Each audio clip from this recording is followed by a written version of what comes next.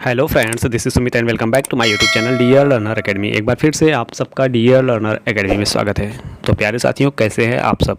उम्मीद है कि बहुत अच्छे होंगे और आपकी तैयारी भी बहुत बेहतरीन चल रही होगी। आप सबको पता है कि हम लोग जो है एग्जामपुर के विवेक सर ने जो संजीवनी सीरीज लॉन्च की है उसी का सॉल्यूशन करवाते हैं। ठीक है, अपने चैनल पर एग्जामपुर के जितने भी सीरीज लॉन्च होती है हम सबका सॉल्यूशन करवाने वाले हैं और फिलहाल अभी यूपी पुलिस और यूपी एसआई के लिए ही तत्पर हैं। हमने पिछली बार जो महाभारत सीरीज लॉन्च हुई थी उसका सॉल्यूशन करवाया था, इस बार संजीवनी सीरीज यूपी एसआई के लिए लॉन्च हुई है उसका सॉल्यूशन करवा रहे हैं। तो एग्जामपुर के विवेक सर ने बहुत ही अच्छा कंटेंट डाला है, बहुत ही अच्छे लेवल का तैयार किया है। यहाँ पर देखिए प्रीवियस ईयर बेस्ड, ठीक है। और उसके बाद यहाँ पर देखिए आपको लिखा होगा कि उत्तर प्रदेश पुलिस उप निरीक्षक यूपी एसआई भर्ती 2025, ठीक है। Subject wise, topic wise practice set आपको देखने को मिलेगा। मतलब कि आप कह सकते हैं कि इतनी बेहतरीन सीरीज़ आपको कहीं नहीं मिलने वाली है, इतना बढ़िया कंटेंट नहीं मिलने वाला है। जिन भाई बहन के पास अभी ये सीरीज़ उपलब्ध नहीं है वह हमारे चैनल से जुड़कर अपनी तैयारी को और भी मजबूत कर सकते हैं। हमारे यहाँ आपको हर एक टॉपिक के, हर एक सब्जेक्ट के, हर एक टॉपिक का सॉल्यूशन करवाया जाएगा। आप लोग धैर्य बनाए रखिए, ठीक है। अभी आप लोग बोल रहे हैं कि 6-7 सॉल्यूशन एक दिन में करवाओ, तो ये पॉसिबल नहीं है, ठीक है। एक व्यक्ति को अगर 4-5 घंटे लगातार काम करना पड़ जाए और उसके बाद 4-5 घंटे एडिट करने में लग जाए तो ये पॉसिबल नहीं होने वाला है, क्योंकि हमें और भी काम होता है। यही नहीं है कि मतलब कि हमें भी अपनी तैयारी करनी होती है, उसके बाद हम एडिट करते हैं, वीडियो बनाते हैं, मतलब सब काम अकेले ही करना पड़ता है, ठीक है। तो इतना संभव नहीं हो पाता है। फिर भी हम कोशिश कर रहे हैं कि आप लोगों को लगातार कम से कम 3 से 4 वीडियो एक दिन में मिले, ठीक है। 3 से 4 सेट अगर आपको मिल जा रहा है तो वो भी बहुत है, ठीक है। तो चलिए बिना किसी देरी के हम स्टार्ट करते हैं अपना सेशन।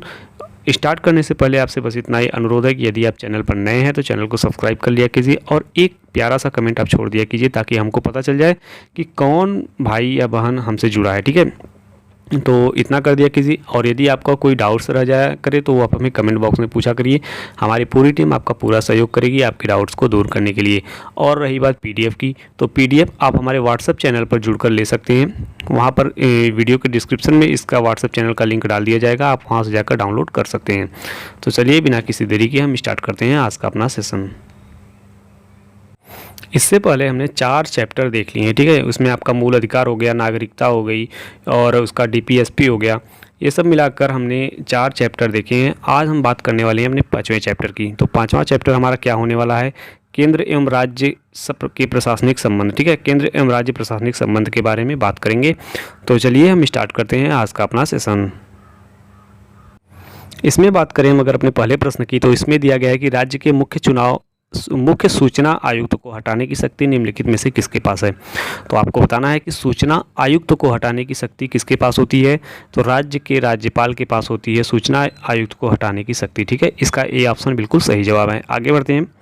अगला प्रश्न है, भारतीय संविधान के निम्नलिखित में से कौन सा अनुच्छेद राष्ट्र को सार्वजनिक सेवाओं में कार्यपालिका से न्यायपालिका को अलग करने के लिए निर्देश देता है, ठीक है। हमको बताना है कि कौन सा आर्टिकल है जो कार्यपालिका को न्यायपालिका से अलग होने का निर्देश देता है। तो ये है आपका आर्टिकल 50, ठीक है, कार्यपालिका से न्यायपालिका का पृथक्करण। आगे बढ़ते हैं।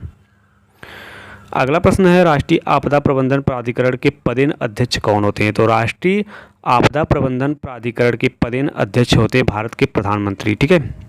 ऑप्शन सी इसका बिल्कुल सही जवाब है, भारत के प्रधानमंत्री होंगे। आगे बढ़ते हैं। अगला प्रश्न दिया गया है, भारतीय संविधान का निम्नलिखित में से कौन सा भाग राज्य लोक सेवा आयोग से संबंधित है? तो हमको बताना है कि कौन सा भाग जो है राज्य लोक सेवा आयोग से संबंधित है। तो भाग आपका कह सकते हैं भारतीय संविधान का भाग कौन सा है? तो कहेंगे 14, ठीक है। भाग 14, भारतीय संविधान का भाग 14 जो है किससे संबंधित है? राज्य लोक सेवा आयोग से संबंधित है, ठीक। आगे बढ़ते हैं। अगले प्रश्न की बात करें तो भारत में अंतर राज्य परिषद के अध्यक्ष कौन है? हमको बताना है कि भारत में अंतर राज्य परिषद के अध्यक्ष होते हैं भारत के प्रधानमंत्री। डी ऑप्शन इसका सही जवाब है, भारत के प्रधानमंत्री। आगे बढ़ते हैं। अगले प्रश्न की बात कर लें तो अगला प्रश्न है क्षेत्रीय परिषद के सर्वमान्य अध्यक्ष कौन होते हैं। हमको बताना है कि क्षेत्रीय परिषद के सर्वमान्य अध्यक्ष की बात कर रहा है तो केंद्रीय गृह मंत्री जो होते हैं वह क्षेत्रीय परिषद के सर्वमान्य अध्यक्ष होते हैं। ठीक है, आगे बढ़ते हैं।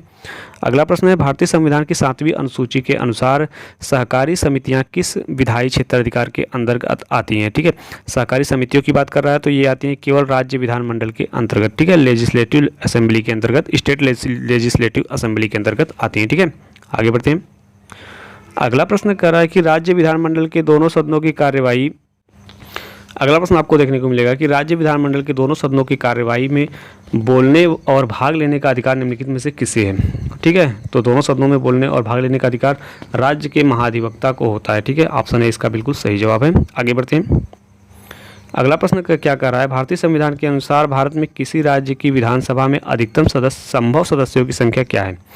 राज्य की विधानसभा में अधिकतम संभव सदस्यों की संख्या को हमको बताना है तो ये है आपकी 500 सीटें। ठीक है, आगे बढ़ते हैं। अगले प्रश्न की बात करें तो अगला प्रश्न कहता है कि किसी राज्य के राज्यपाल किसके प्रसाद पर्यंत अपने पद पर बने रहते हैं। ठीक है, हमको बताना है कि किसी राज्य के राज्यपाल किसके प्रसाद पर्यंत अपने पद पर बने रहेंगे तो ये है आपका भारत के राष्ट्रपति के प्रसाद पर्यंत के बाद वे अपने पद पर बने रहते हैं। ठीक है, आगे बढ़ते हैं। अपने अगले प्रश्न की बात कर लेते हूँ। अगला प्रश्न कहता है कि भारतीय संविधान का कौन सा अनुच्छेद किसी भारतीय राज्य में एक विधान परिषद के सृजन या समापन से संबंधित है। तो ये कौन सा है तो आप कहेंगे कि आर्टिकल 169। ठीक है, आर्टिकल जो है 169 जो है भारतीय राज्य में एक विधान परिषद के सृजन या समापन से संबंधित है। आगे बढ़ते हैं। अगला प्रश्न है निम्नलिखित में से किस विषय में संसद और राज्य विधायिकाएं दोनों को कानून बनाने का अधिकार है। तो संसद और राज्य विधायिकाएं दोनों को कानून बनाने का अधिकार किस पर होता है तो आप कहेंगे कि विद्युत के क्षेत्र में। ठीक है, इलेक्ट्रिसिटी के क्षेत्र में संसद और राज्य विधायिकाएं दोनों कानून बनाने का अधिकार होता है। आगे बढ़ते हैं। अगला प्रश्न है राज्य के राज्यपालों के पारिश्रमिकों को और सेवा शर्तों के बारे में कानून बनाने का अधिकार किसके पास है। तो 13 नंबर क्वेश्चन का ऑप्शन नंबर डी सही है, केवल भारतीय संसद के पास। ठीक है, इसका ऑप्शन सही होगा, केवल भारतीय संसद के पास पारिश्रमिकों और सेवा शर्तों के बारे में कानून बनाने का अधिकार होता है, यानी राज्य के राज्यपालों के। ठीक है, आगे बढ़ते हैं। अगला प्रश्न है कहता है कि निम्नलिखित में से किसे राज्य विधायिका के दोनों सदनों की कार्यवाही में बोलने और भाग लेने का अधिकार होता है। तो हमने ये प्रश्न पहले भी देखा था, तो आपको पता होना चाहिए कि 14 नंबर क्वेश्चन का ऑप्शन नंबर बी सही है, राज्य के महाधिवक्ता को दोनों सदनों में बोलने का अधिकार होता है। ठीक है, आगे बढ़ते हैं। अगला प्रश्न कर रहा है किस संवैधानिक संशोधन द्वारा भारतीय संविधान में न्यायाधिकरण यानी ट्रिब्यूनल पर नया भाग कौन सा है 14A से संबंधित प्रावधानों को जोड़ा गया था। तो हमको बताना है 15 नंबर क्वेश्चन का ऑप्शन नंबर बी 42वां संविधान संशोधन अधिनियम 1976 के द्वारा। ठीक है, आगे बढ़ते हैं। अगला प्रश्न है भारतीय संविधान के संदर्भ में राज्य के महाधिवक्ता के पद का कार्यकाल क्या है। तो राज्य के महाधिवक्ता के पद का कार्यकाल क्या है तो इसमें कहा गया है कि कोई नियम काल नहीं होता। ठीक है, राज्य के महाधिवक्ता के पद का कार्यकाल में कोई भी नियम काल नहीं होता। ठीक है, आगे बढ़ते हैं। अगला प्रश्न कहता है कि भारतीय संविधान का कौन सा अनुच्छेद राज्यपाल को राज्य विधायिका का सत्र न होने पर अध्यादेश लाने की शक्ति प्रदान करता है। ठीक है, तो 17 नंबर क्वेश्चन का ऑप्शन नंबर ए यानी अनुच्छेद 213। ठीक है, अनुच्छेद 213 जो है राज्यपाल को राज्य विधायिका का सत्र न होने पर अध्यादेश लाने की शक्ति प्रदान करता है। ठीक है, आगे बढ़ते हैं। अगला प्रश्न कहता है कि राज्य में जिला न्यायाधीशों की नियुक्ति राज्य के राज्यपाल द्वारा ... के साथ परामर्श से की जाती है। तो 18 नंबर क्वेश्चन का ऑप्शन नंबर डी होगा, राज्य के उच्च न्यायालय के परामर्श पर। ठीक है, ऑप्शन डी इसका सही जवाब है। आगे बढ़ते हैं। अगले प्रश्न में बताया गया है कि भारत में अंतर राज्य परिषद की स्थापना कब की गई थी। भारत में अंतर राज्य परिषद की स्थापना 1990 में की गई थी। ऑप्शन सी इसका बिल्कुल सही जवाब है, 1990। ठीक है, आगे बढ़ते हैं। अगले प्रश्न में देखने को मिलेगा कि निम्नलिखित में से कौन राज्य सरकार के परामर्श से राज्य सरकार के एक अधिकारी को जिला चुनाव अधिकारी के रूप में नामित करता है। ठीक है, तो इसका ऑप्शन नंबर कौन सा सही होगा तो आप कहेंगे ऑप्शन नंबर डी, भारत का निर्वाचन आयोग। ठीक है, ये इसका सही जवाब है। यानी कहने का मतलब है कि भारत का निर्वाचन आयोग राज्य सरकार के परामर्श से राज्य सरकार के एक अधिकारी को जिला चुनाव अधिकारी के रूप में नामित करता है। आगे देखते हैं। अगले प्रश्न की बात करें तो अगला प्रश्न कहता है भारत सरकार के एक शासनात्मक प्रस्ताव द्वारा राष्ट्रीय विकास परिषद की स्थापना किस वर्ष में की गई थी। तो ये की गई थी आपकी 1952 में, ठीक, 1952 इसका सही जवाब है। आगे बढ़ते हैं। अगला प्रश्न है, भारतीय राज्यों के निम्नलिखित युग्मों में से वंशधारा जल विवाद न्यायाधिकरण से संबंधित कौन सा युग्म है? हमको बताना है कि वंशधारा जल विवाद से संबंधित कौन सा युग्म है, ये बात, ठीक है। तो 22 नंबर क्वेश्चन का ऑप्शन नंबर ए कह रहा है कि ओडिशा और आंध्र प्रदेश, ठीक है। ओडिशा और आंध्र प्रदेश जो है वंशधारा जल विवाद न्यायाधिकरण से संबंधित युग्म है, ठीक है। आगे बढ़ते हैं। हमारा अगला प्रश्न कह रहा है कि भारतीय राज्यों के निम्नलिखित युग्मों में से कौन, ये तो हो गया था। अगले प्रश्न की तरफ चलते हैं। अगला प्रश्न है, एक संयुक्त प्रशासनिक न्यायाधिकरण के अध्यक्ष और सदस्यों की नियुक्ति कौन करता है? तो हमको बताना है कि एक संयुक्त प्रशासनिक न्यायाधिकरण के अध्यक्ष और सदस्यों की नियुक्ति कौन करता है? तो ये करते हैं भारत के राष्ट्रपति, ठीक है। भारत के राष्ट्रपति इसका सही जवाब होगा। आगे बढ़ते हैं। अगले प्रश्न की बात करें तो अगला प्रश्न करता है, भारत सरकार द्वारा प्रथम प्रशासनिक सुधार आयोग की नियुक्ति किस वर्ष में की गई थी? ठीक है, भारत सरकार द्वारा प्रथम प्रशासनिक सुधार आयोग की नियुक्ति किस वर्ष में की गई थी? तो ये की गई थी 1966 में, ठीक है। 1966 इसका सही जवाब है। अगला प्रश्न है, निम्नलिखित में से किस राज्य में द्विसदनीय विधायिका है? द्विसदनीय विधायिका किस राज्य में है? तो आप कहेंगे कि बिहार में, ठीक है। बिहार में जो ऑप्शन दिया गया है इसमें बिहार में द्विसदनीय विधायिका है, ठीक है। आगे बढ़ते हैं। अगला प्रश्न है, राज्य आपदा प्रबंधन प्राधिकरण के अध्यक्ष कौन होते हैं? तो आपको पता होना चाहिए कि राज्य आपदा प्रबंधन प्राधिकरण के अध्यक्ष कौन होते हैं। तो राज्य आपदा प्रबंधन के अध्यक्ष होते हैं राज्य के मुख्यमंत्री, ठीक है। राज्य के मुख्यमंत्री इसका सही जवाब होगा। आगे बढ़ते हैं। अगला प्रश्न कहता है कि केंद्रीय प्रशासनिक न्यायाधिकरण के अध्यक्ष की नियुक्ति कौन करता है? तो केंद्रीय प्रशासनिक न्यायाधिकरण के अध्यक्ष की नियुक्ति हमको बताना है कि कौन करता है। तो ये करता है भारत के राष्ट्रपति, ठीक है। इनकी नियुक्ति कौन करते हैं? भारत के राष्ट्रपति। आगे बढ़ते हैं।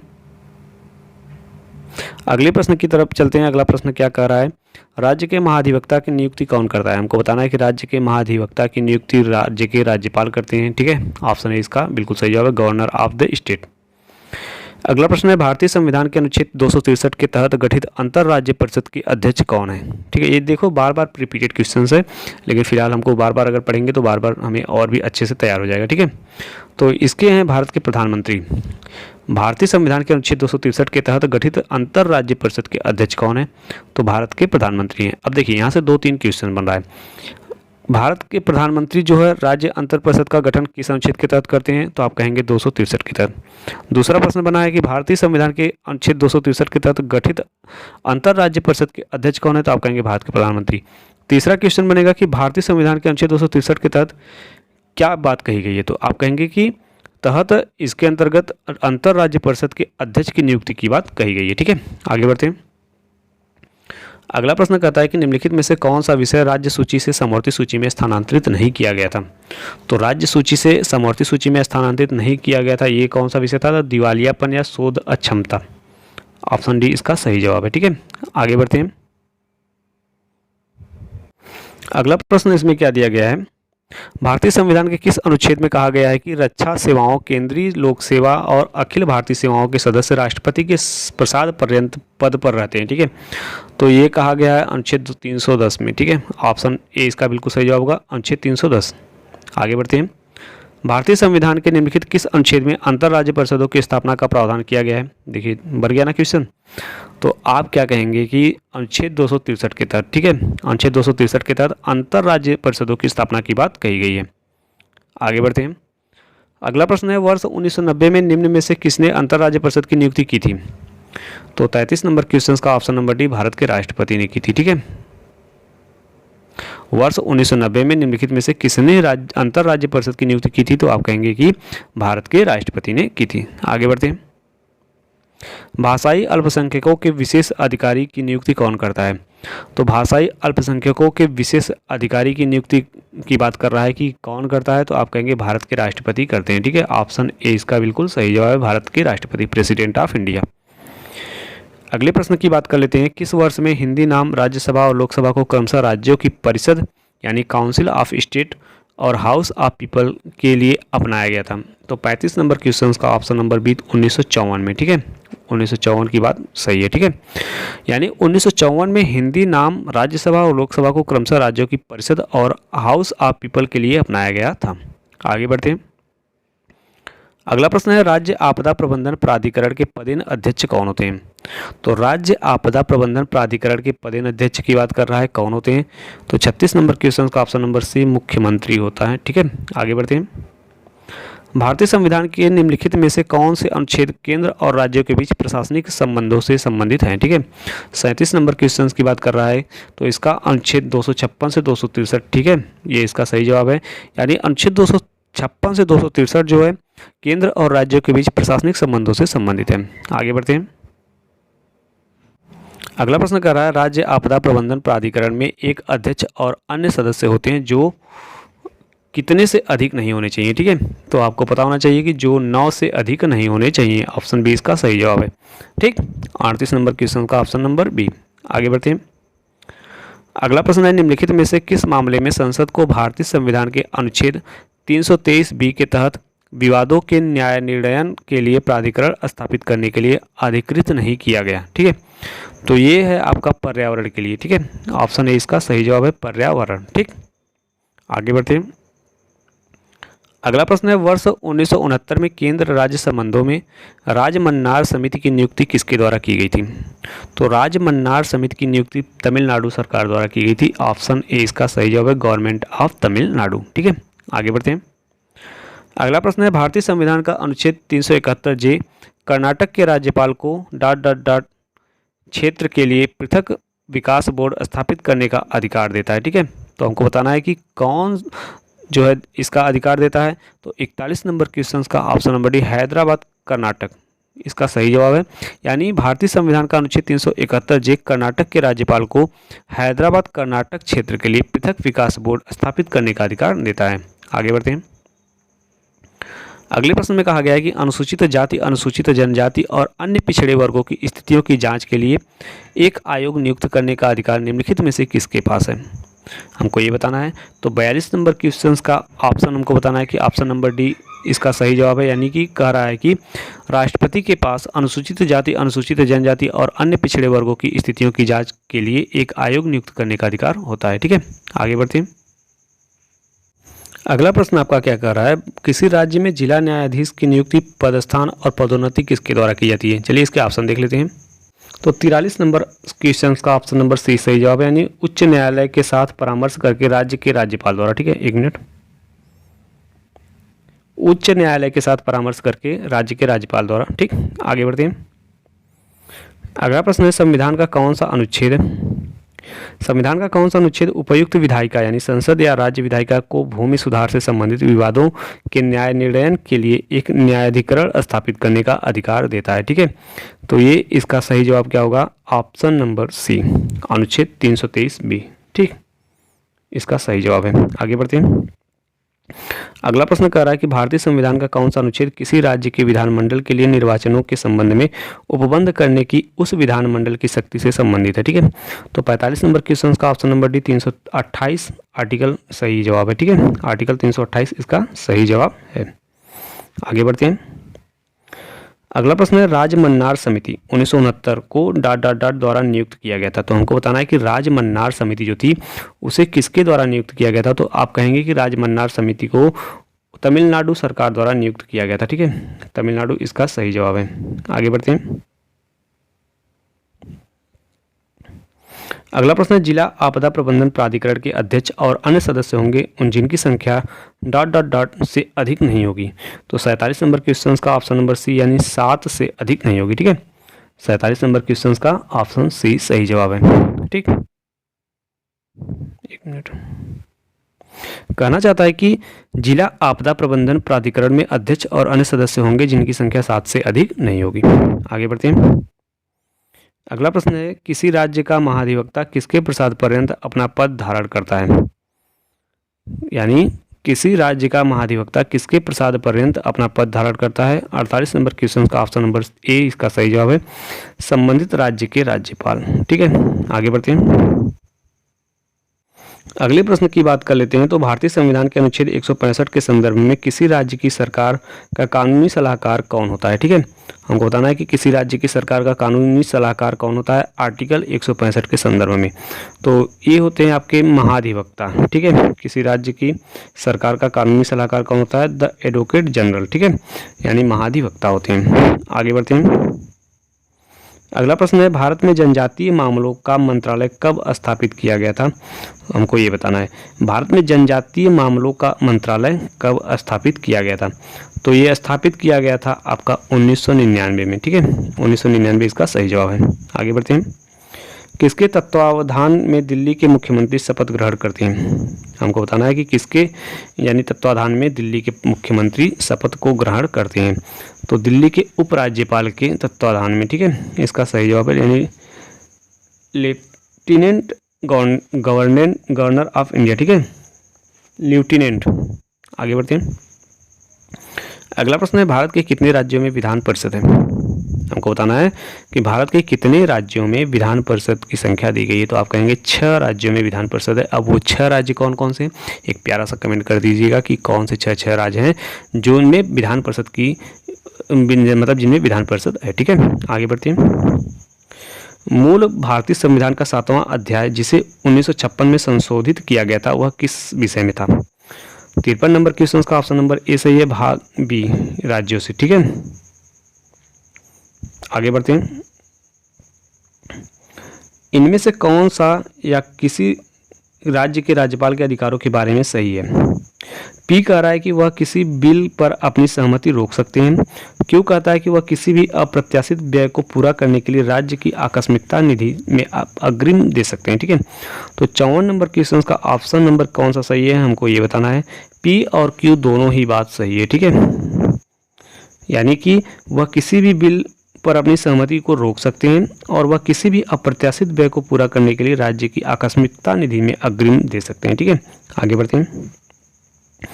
अगला प्रश्न कहता है कि निम्नलिखित में से कौन से राज्य में द्विसदनीय विधायिका है? ठीक है, हमको बताना है कि कौन से राज्य में द्विसदनीय विधायिका है। तो आप कहेंगे कि ये जो ऑप्शन दिए गए हैं इनमें से बिहार राज्य में द्विसदनीय विधायिका है। रिपीटेड क्वेश्चन है। आगे बढ़ते हैं। अगला प्रश्न है कि निम्नलिखित में से कौन सा या से कथन सही है? पी कथन कहता है कि भारत के राज्यों और केंद्र शासित प्रदेशों के राज्यपालों और लेफ्टिनेंट गवर्नर्स के राज्य पर वही अधिकार और कार्य होते हैं जो भारत के राष्ट्रपति के संघ स्तर पर होते हैं। ठीक है, क्यू ऑप्शन देखते हैं।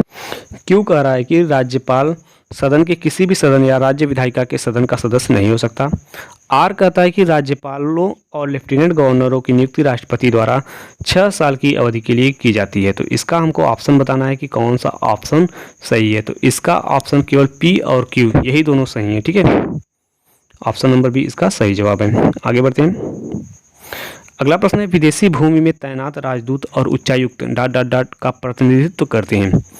तो किसका प्रतिनिधित्व करते हैं? तो राष्ट्रपति का प्रतिनिधित्व करते हैं। ठीक है, ऑप्शन डी इसका सही जवाब है। आगे बढ़ते हैं। अगला प्रश्न कहता है कि भारत के संघीय ढांचे के अनुसार खानाबदोश और प्रवासी जनजातियों के अधिकार क्षेत्र को ... में सूचीबद्ध किया गया है। किसमें सूचीबद्ध किया गया है? तो आप कहेंगे कि समवर्ती सूची के अंतर्गत सूचीबद्ध किया गया है। ठीक है, आगे बढ़ते हैं।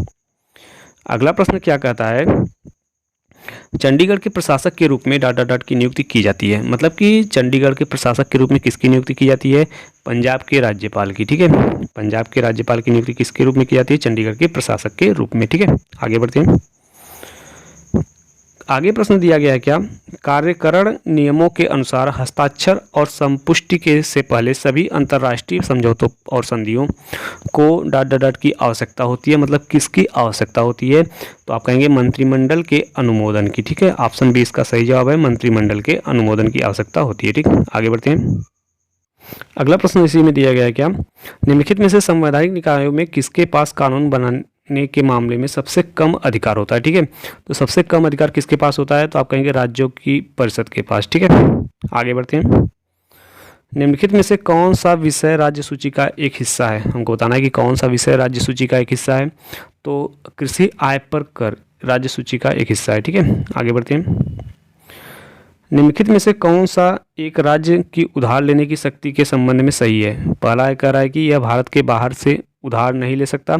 दूसरा कह रहा है कि विशिष्ट शर्तों के अधीन राज्य को राज्य के राजस्व की इस जमानत पर भारत के भूभाग से ही उधार लेने का अधिकार होगा। ठीक है, तो चलिए देखते हैं 63 नंबर क्वेश्चन का कौन सा ऑप्शन सही है।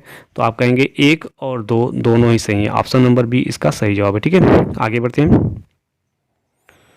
अगला प्रश्न क्या कह रहा है कि राज्य के राज्यपाल के अधिकारों के संदर्भ में इनमें से कौन सा वक्तव्य सही है। ठीक है, तो ए कह रहा है कि विधानसभा द्वारा पारित किसी विधेयक पर वह अपनी स्वीकृति न देकर उसे राष्ट्रपति के पास अनुमोदन के लिए भेज सकते हैं। बी कह रहा है कि आपातकालीन शासन के दौरान राज्यपाल मंत्रिमंडल के सुझावों की अवहेलना कर सकते हैं अगर राष्ट्रपति ने इसके लिए उन्हें विशेष अनुमति दी हो। ठीक है, तो केवल ए वाली बात सही है। ठीक है, अवहेलना नहीं करेंगे और राष्ट्रपति के पास भेजेंगे, केवल ए वाली बात सही है। ठीक है, आगे बढ़ते हैं।